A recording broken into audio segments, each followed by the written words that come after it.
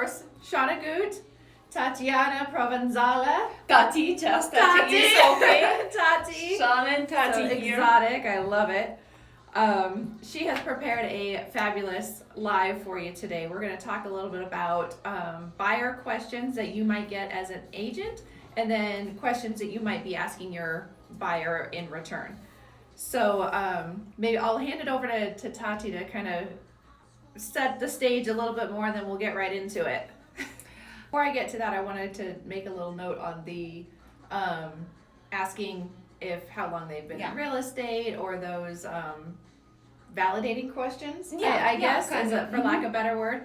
So I think that's every agent's worst nightmare. Is you're a brand new agent, you don't have any clients, you don't have any references, you don't have anything in experience, and your worst fear is someone saying, okay, how long have you been in real estate? How long have you been doing this? Are you qualified to help me? Basically is what they're asking. But I will say, the only times that I've been asked that question is when I've done something prior to that made the client not like me, know me, or trust me. Or to have some doubts. Maybe I stuttered over the comps, or I stuttered over I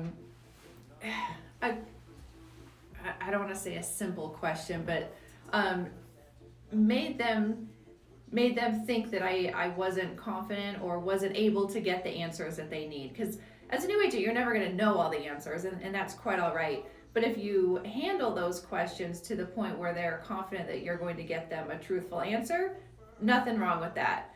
So it's when your client kind of doubts, like, oh crap, like how long has she been doing that? Because usually it's when I gave an answer that was like, maybe I'm trying to say something that I don't truly know about, trying to create that false perception of authority. I think that gets you in trouble every single time. As soon as you do that, as soon as you start talking about something that you don't know, clients pick up on it in a second, and then the next question is probably going to be, well, how long have you been doing this? And those you're like, oh, X-ray crap. will be like, how long? Right? Like, oh no. But typically clients won't ask how long you've been doing this if they know you, like you, trust you. If they know you, they probably know how long you've been doing this or not doing this. But they like you and trust you, which is why they're allowing you to help them with their real estate transactions. So it's not about experience 100% of the time. It's about trust and them knowing that you're going to take care of them. I think it's a huge factor. Look, look how high my chair was. I just noticed that. I was like, why do I feel like a giant? I kept looking over. I'm like, I know I'm a little taller, but not that much taller. Now we're on even like, yeah. She's a tall lady too. How tall are you? 5'8". Yeah. I'm 5'9", so we're very close.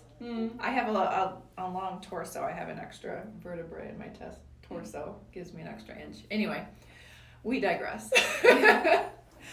I know, let's see.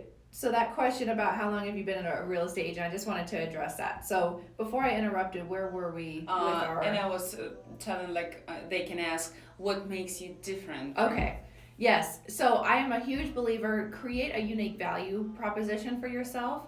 And it really goes into the depths of why you're different, how you can help someone. And I truly believe in my heart of hearts, every agent has the ability to do something different for their clients, be a different type of agent. And I think the type of client that you market to is the type of client that you ultimately end up getting. So we're huge into developing like what makes you unique. And so in our mentorship program, like we help you develop that question, because you absolutely need to know that. Even as an experienced agent, you need to know what makes you different. There's 19,000 of us out here. What makes you different? Are you just going to be same as all the other agents, or are you going to offer something valuable and unique to your client that justifies the rate that you're charging? Otherwise, you're just going to be a discount agent, and you're going to have to keep reducing your commission in order to stay active out there.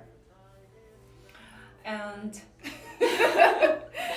Right? Yeah, so this is about to clients to trust you and to feel how we talked previously, to make them feel that the client is only one.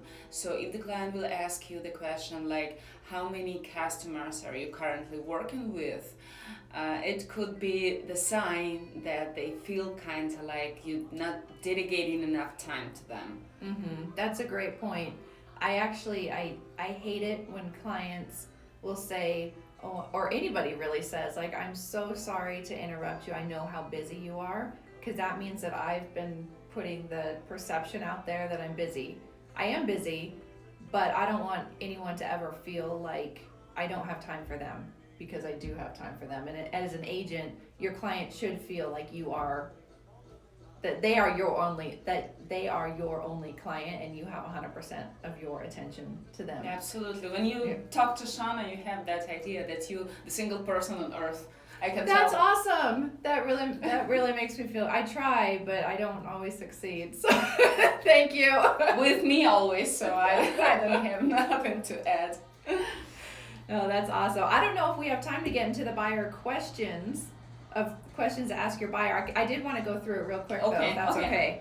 Yeah. We won't go into too much depth here, but I think she's prepared some really awesome questions, so I want to make sure that you get those. So when you are working with, let's say, a buyer, there are some qualifying questions before you get going to it. I know every buyer wants to just look at the house right away, and that's their number one, before they've talked about their financials with their lender, before they've even done a budget for themselves, or know how much money is in the bank, or how much money is required to purchase a home. They just say, oh my gosh, I want to buy a house, I'm going to look at that one.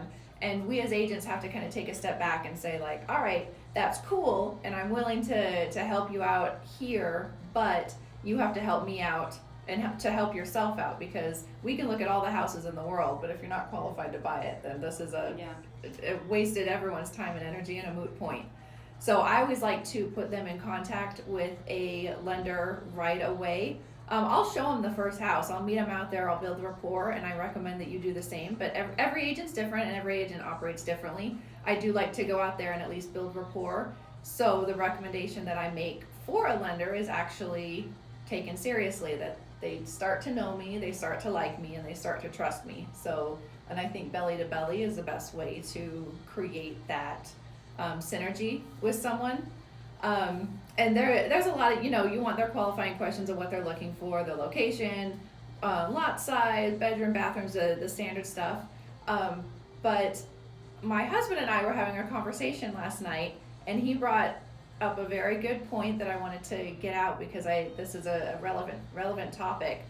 So a lot of people have side hustles. This is not unusual these days, right? I mean, there's side gigs. We're all trying to put food on our table, right? We gotta do what we gotta do. So sometimes those side businesses aren't as profitable as the main hustle. And when you're qualifying for a house, if that side business is technically losing money, then that can affect your ability to qualify. For instance, I have a side business that I use just because I like their products, I like what they do. I don't really try to sell it, I just use it for myself, and I get a tax write-off in my brain. But what that's essentially done is taken my income from X dollars per month minus that overall loss accrued over the course of the year. So let's say I've spent $6,000 towards this business over the course of the year. That now negatively impacts my income $500 a month for 12 months. And now if I'm at the very tip of needing to afford for X dollar amount home, and I know how much I make per month, and where the lender's qualifying me on that amount, well, those side businesses or those side hustles can really negatively impact if they're not profitable, which I think is a valid point. I didn't realize that it affected it so drastically. So wanted to share that out there. Maybe you can help your clients at least ask that question. Say, do you have any side hustles? Are they profitable? And that might help them get a little bit closer to their home ownership goals and dreams. I had no idea about that. I didn't either. How long have I been doing